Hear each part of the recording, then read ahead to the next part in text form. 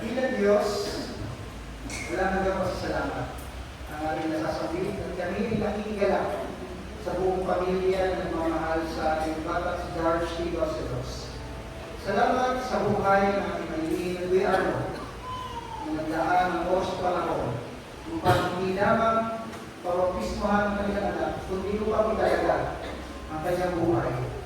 Salamat din sa buhay ng mga Nina Latino na namin ito ngayon at aming kasama hindi lamang sa pananampakan, kundi sa aming pangangako na aming sasamahan ng batang ito, aming ituturo ang landas na dapat ng daanan at aming siya papatubayan sa pananampalataya na itinapamana sa kanya ng kanyang magulang, maging ng kanyang buong pamilya.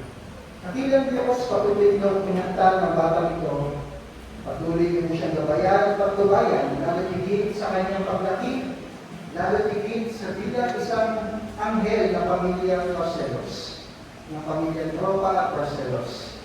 Dakilang Diyos, kayo nawa ang patuloy din mag-reflect sa bawat ngiti ng batang ito, kayo nawa ang patuloy na mapapurihan sa bawat sandali na magbibigay ng kasiyahan si Darsh Barcelos hindi lamang sa kanyang mga magulang, kundi sa kanyang buong pamilya at sa lahat ng kanyang mga kasalanan.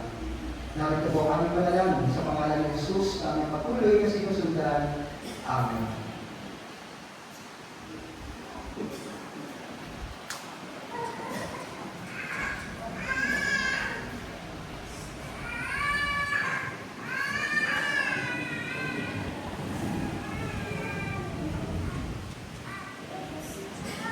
Mga kapatid, muli po, tayo makipagdiwang sa pamilyang Tropa, Barcelos at ating tanggapin ang isang bagong membro ng UCCP Rosario Evangelical Church, ang ating kapatid na Darsh T. Barcelos.